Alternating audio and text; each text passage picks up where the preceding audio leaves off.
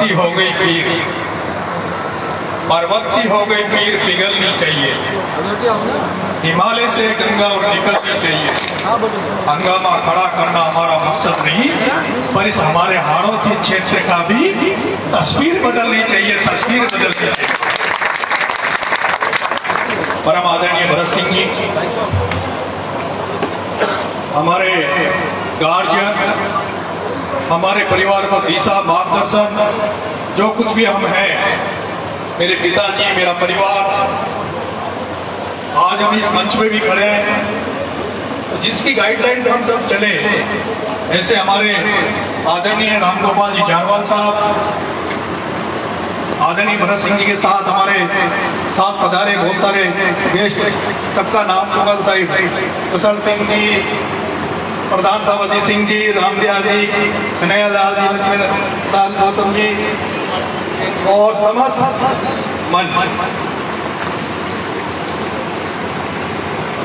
मैं घर का मंच है, गांव का मंच है, और गांव परिवार में बड़े लोगों को बोलना चाहिए, छोटे लोगों को बोलना नहीं चाहिए, और इसलिए मैं कोशिश नहीं कर रहा था कि मैं मंच में आऊं। और आदरणीय हमारे जो विधायक हैं, उनका निर्देश मिला कि भाई नरेश को बुलाओ। आपके आदेशानुसार मैं बोलने के लिए खड़ा हुआ हूं। आप सब लोग युवा साथी और मेरे गांव के पंच पटेल और मेरी माता, आप सब जानते हो, और विशेष रूप से गांव और गांव के आसपास के लोग, तो मैं जब से पैदा हुआ हूं तब से आप हमें देखते और जानते हो। मैंने देखा कि राजस्थान में ऐसे कम ही परिवार हैं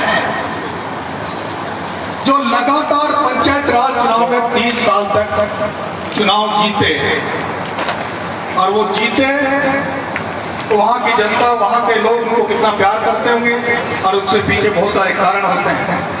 और यही कारण है कि 95 से 95 से आज 2023 से लगातार आपने हमारे परिवार को 95 में निर्विरोध सरपंच बनाया, 2000 में फिर सरपंच बनाया, 2005 में पंचायती समिति सदस्य बनाया, 2010 में मेरी वाइफ को आपने जिला परिषद सदस्य बनाया, 2015 में मेरी छोटे भाई की घरवाली को फिर से पंचायत समिति सदस्य बनाया, और 2020 में आप सबने मेरे मां को फिर से एक बार सरपंच बनाया। और मैं ये मानता हूं कि आपने ये सब शायद इसलिए भरोसा जताया, इसलिए विश्वास जताया, क्योंकि जिस तरह से पंचायत राज में जो जनप्रतिनिधि आते हैं, और विशेष रूप से जो सरपंच बनने के लिए आते हैं, वो एक तरह से या तो ठेकेदारी के हिसाब से आते हैं कि ये आज की तारीख में सरपंच एक ठेकेदारी हो गई, जिस ठेकेदारी के माध्यम से लोग सरपंचाई के चुनाव में बहुत ज्यादा पैसा खर्च करते हैं, सरपंच का चुनाव लड़ते हैं, और उसके बाद उन पैसों को निकालने के चक्कर में उस ठेकेदारी में, नरेगा में सब जगह केवल करते हैं तो भ्रष्टाचार करते हैं, पैसे खाते हैं, इसके अलावा कुछ नहीं करते। लेकिन आपके सामने अभी भी एक उदाहरण है। अभी इस पंचायत में जब पहली बार अभी जब सरपंच बने, तो हमारे जो विधायक हैं पानाचंद जी, उन्होंने शुरू में इस पंचायत से वो पूरे 12 जिले में सबसे ज्यादा वोटों से जीत के गए। और मैं आपको बताना चाहता हूं, मेरे गांव में जब से चुनाव होने लगे, जब से मैं समझने लगा, इस गांव में भारतीय जनता पार्टी की गाड़ी नहीं आई, भारतीय जनता पार्टी का कोई नेता प्रचार करने नहीं आता था। अगर कोई भारतीय जनता पार्टी का नेता इस गांव में पैर रखता था, तो मैंने वो दौर देखा है जब एक बार एक विधायक भारतीय जनता पार्टी का वोट मांगने आए थे, इस गांव के लोगों ने जीप के चारों पहिए ऊपर करके उल्टी गाड़ी को कर दिया था। और जो बीजेपी की गाड़ी आती थी, उसमें ना झंडा मिलता था, ना बैनर मिलता था, उसके पर्दे फाड़ दिए जाते थे। ऐसा कांग्रेसी गांव था, और इस चुनाव में इस गांव ने वो करके दिखाया, इस पंचायत ने वो करके दिखाया। आसपास के क्षेत्र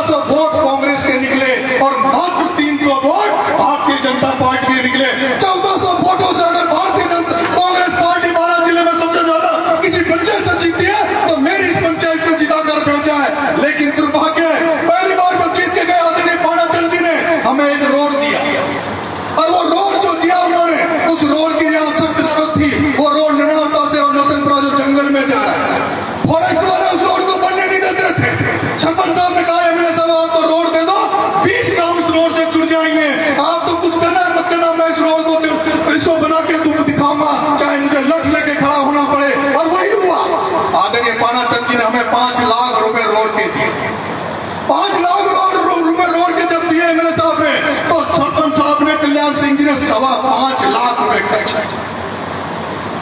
इतना पैसा मिला 5 लाख। और उस ग्रेवल सड़क पे आपने देखा वो ननावता से लेकर नसमपुरा तक 5 किलोमीटर की ग्रेवल सड़क, जिस पर रोलर फिरवाया, पानी छिड़काया। और जब फॉरेस्ट वालों ने नाटक किया, नौटंकी करी, तो सरपंच साहब खुद लट लेके गांव के लोगों को लेके बैठा हुआ सड़क पर। उसमें डामर कभी नहीं हो सकता, उसमें सीसी नहीं हो सकता। वो इसलिए नहीं हो सकता क्योंकि वो पीडब्ल्यू वो जंगल में आता है, फॉरेस्ट में आता है, फॉरेस्ट वाले उसको मना नहीं देते। लेकिन एक रास्ता है आपको। और ये सब क्यों होता है? ये सब इसलिए हुआ कि हमने 5-6 बार आपने को सरपंच बनाया, लेकिन हमारा आज दिन तक आदरणीय विधायक साहब 1 रुपया खर्च नहीं हुआ। 1 रुपया खर्च हमारा सरपंच में नहीं हुआ।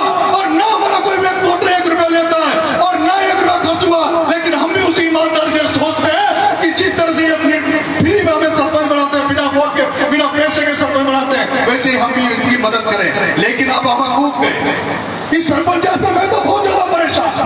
मैंने सरपंच साहब से कहा इस्तीफा दे दो, हमें नहीं चाहिए सरपंचाई। जब हमें पैसा नहीं चाहिए, जब हमें ठेकेदारी नहीं करनी, तो फिर तो हम सरपंचाई करें। सरपंचाई तो पैसा कमाने के लिए लोग करते हैं। और फिर उन्होंने कहा क्यों?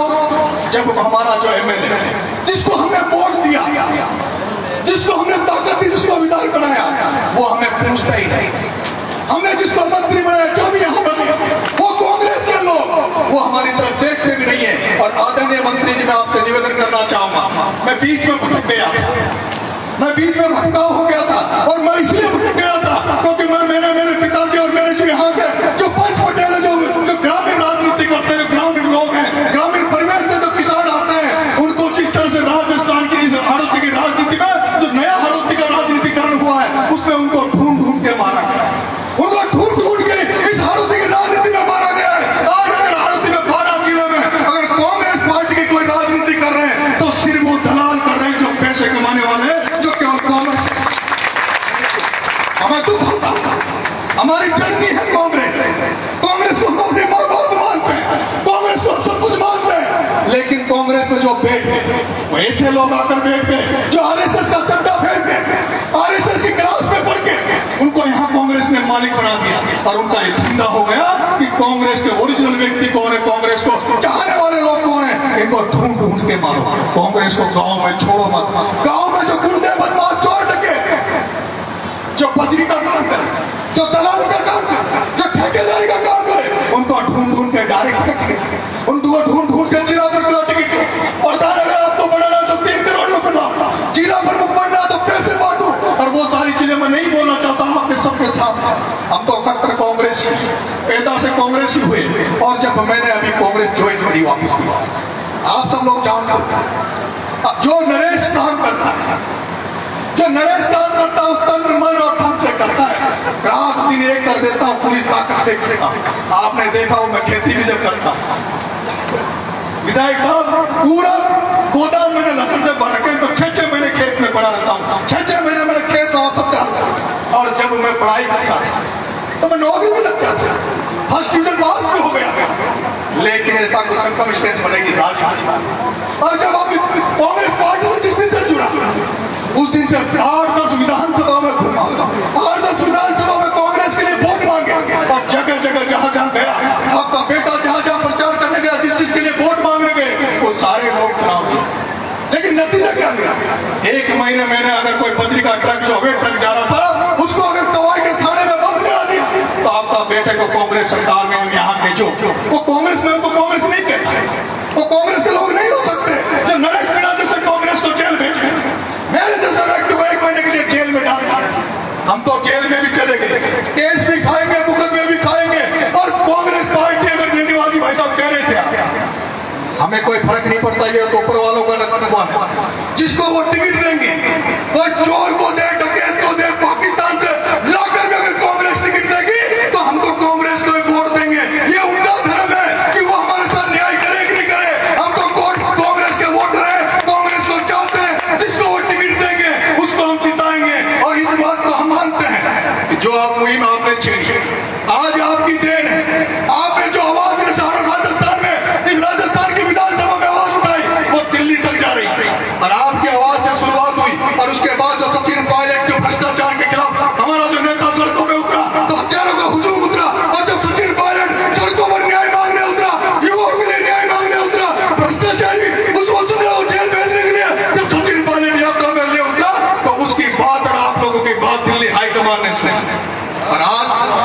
दिल्ली हाई कमान है दिल्ली में, जो कांग्रेसी बैठे, जो ओरिजिनल कांग्रेस बैठे, उन्होंने तय किया कि राजस्थान में भ्रष्टाचार की गंगा अब नहीं बहेगी, राजस्थान में चोर राजनीति नहीं चलेगी। और इसीलिए आज जो मीटिंग 6 तारीख को हुई, उसमें यह तय किया कि जितनी भी जिस भी वसुंधरा राजे के टाइम में भ्रष्टाचार हुआ उसका खुलासा करेंगे, जो लोग आज भ्रष्टाचार करते हैं उसका खुलासा करेंगे। मेरी माताओं, बहनों, पंच पटेलों, युवा साथी, हम सब जब छोटे थे तो क्या था कि थाने में गए तो थानादार सिपाही पैसे मांगता था, तहसील में गए तो बाबू पटवारी तहसीलदार जमीन नपवाने के नाम पे पैसे मांगता था, बिजली विभाग में गए तो लाइन में अय्यन एक्शन पैसे खंभा लगाने के डीपी मांगने के पैसे मांगता था।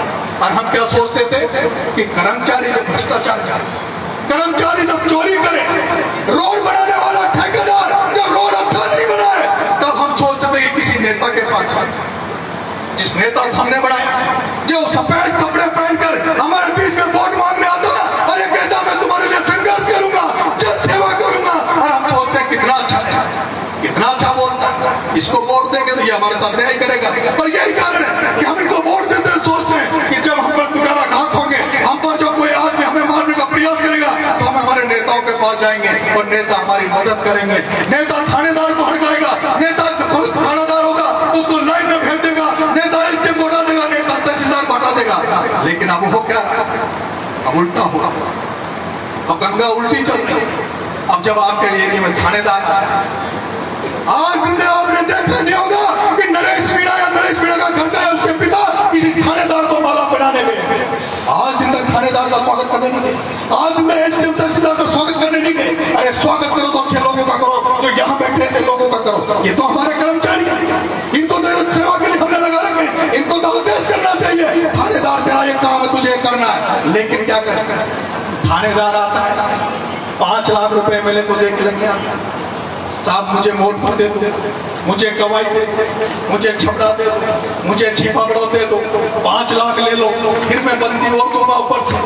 अब जो आदमी पैसे लेके आए, बंदी लेके आए, और वो थानेदार लग जाए, जो एसडीएम केवल इसलिए यहाँ पड़ा हो कि मेरा तबादला नहीं होना चाहिए, मैं एक जगह नौकरी कर लूँ, एक जगह जम जाऊँ और दुनिया को खाता फिरूं, ऐसे लोग इतना पैसा देते हैं, हर महीने बंदी जाती है नेताओं को।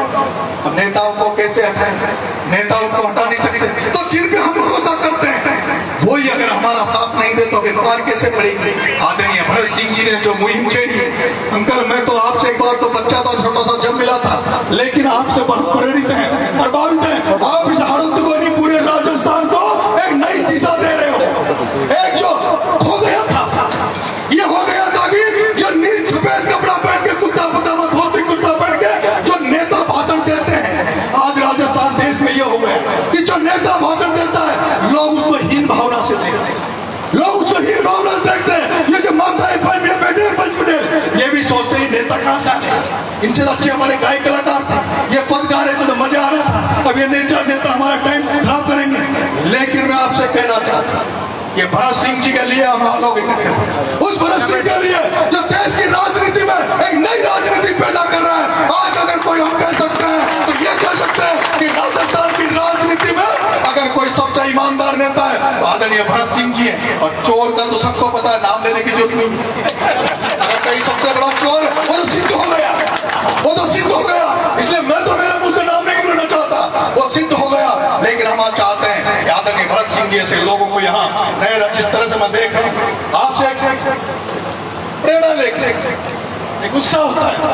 बीच में मैं तो इस राजनीति के चक्कर में बीच में ये भी कह दिया था भाई मैं ना तो चुनाव लड़ूंगा, नेतागिरी करूंगा, तो छोड़ रहा हूँ सब, क्योंकि वो दिखता ही नहीं किसकी दम पर चला, कितना करेगा, कहां तक हमको होंगे, कहां तक सब बच्चों को खेती बाड़ी करते हैं, मेहनत से पैसा कमाते हैं, राजनीति में खर्च कर जाते हैं, नेता नागरों के पीछे नारे लगाते हैं, और फिर बाद में मिलता पता चलता है कि भैया टिकट भी पैसों से दे दी, चोरी चोर, चोरी चोर। इसलिए हम इस राजस्थान में नाम सुना था हरजी राम जी गोलक साहब का, कुछ नेता थे आदरणीय राम गोपाल जी जारवार, आप सब देख रहे हो ना, ये बेटे राम गोपाल जी जारवार, और भगवानपुरा में जाते होंगे, इनका घर भी देखा होगा आपने, आज भी घर में कोलू पड़े, कोलू ऐसा भी तो जो आज जो एमएलए बन जाए और 5 साल में 5 करोड़ का 10 करोड़ का मालिक होता है। और एक ये राम गोपाल जी 4 बार जो विधायक बने,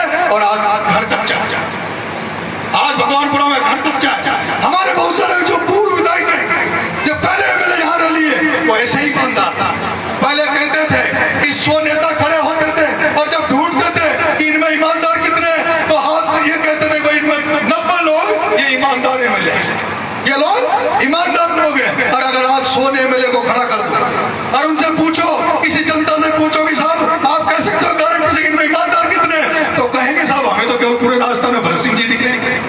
ये दुर्भाग्य। इसलिए राजनीति बदलनी चाहिए, सिस्टम बदलना चाहिए, राजनीति में अच्छे लोग आने चाहिए, अच्छे लोगों को मौका मिलना चाहिए। और इसी के साथ आज हमारा जो प्रोग्राम था, तो पिताजी की इच्छा थी कि इनके जो पुराने जो साथी हैं कांग्रेस के, उनको बुलाकर उनका सम्मान करें, स्वागत करें, स्नेह मिलन करें, उनसे बात करें, संगोष्ठी करें। और इसके साथ साथ जब हमें पता लगा कि आदरणीय पायलट साहब का 20 अगस्त को संगोध में कनवास में उनका कार्यक्रम है और आदरणीय भरत सिंह जी के नेतृत्व में वो कार्यक्रम है, जब मुझे पता लगा तो मैंने पिताजी को कहा कि आपकी इस बहाने, इस कार्यक्रम के बहाने हम इसको थोड़ा और बढ़ा देते हैं। मेरे कुछ युवा साथियों को भी मैं बुला लेता हूं जो हर दिन, जब नरेश मीणा ने कहा कि मुझे आपका खून चाहिए, मुझे सचिन पायलट का जन्मदिन पर 12 में खून चाहिए, तो आदरणीय विधायक जी 2-3 दिन के अंदर अंदर 1700 यूनिट ब्लड, इस 12 की धरती पर 1700 यूनिट ब्लड, और वो भी उस सूरत में जब एक को फोन करके कहा गया कि उसके कार्यक्रम में नहीं जाना, उसमें ब्लड डोनेशन के कैंप में नहीं जाना, वहां का जो डॉक्टर जो नौकरी लगाए, जो उनकी ड्यूटी डॉक्टरों की थी, उन डॉक्टरों की हालत की मेरे गांव की जो माता बहने गई, जो लड़कियां भी पलट देने गई, उनसे भी कहा तो कमजोर, इसका वजन कम है, आधे लड़कों को निकाल दिया। अगर वो होता तब भी हमने राजस्थान में रिकॉर्ड तोड़ा। जब तक मुझे जरूरत पड़ती है, मैंने कहा पायलट साहब झालावाड़ आ रहे हैं, मैंने 3 दिन का टाइम था, मैंने अपन सबको स्वागत करने जाना है। और जिस तादाद में आप लोग गए, 250 गाड़ियों के साथ हम यहाँ 12 से 100 किलोमीटर जाके उनका स्वागत करने गए।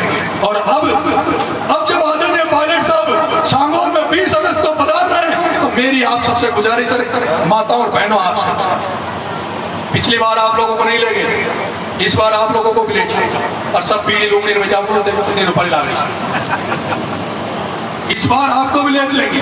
20 अगस्त को जब आदरणीय पायलट साहब आएंगे, मैं आदरणीय भरत सिंह जी और आदरणीय सांगोद से जो आपके साथ आदरणीय प्रधान जी, आदरणीय जम्मू जी भाई साहब, मैं आपको भरोसा देता हूं, मैं ये विश्वास देता हूं कि कम से कम 1000 गाड़ी, कम से कम 1000 गाड़ी, 1000 गाड़ी से एक गाड़ी कम नहीं होगी, चाहे 1100 गाड़ी होगी।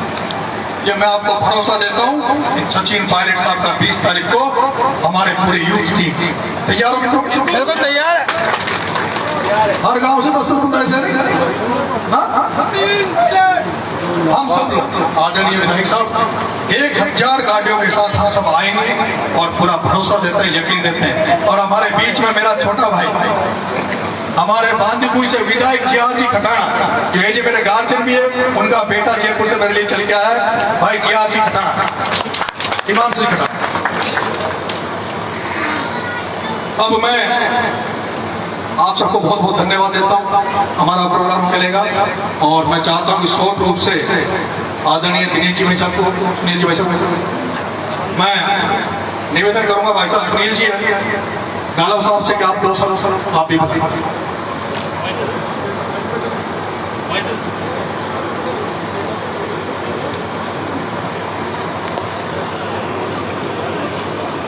सबसे पहले तो मैं क्षमा मांगता हूँ, मेरे पैर में चोट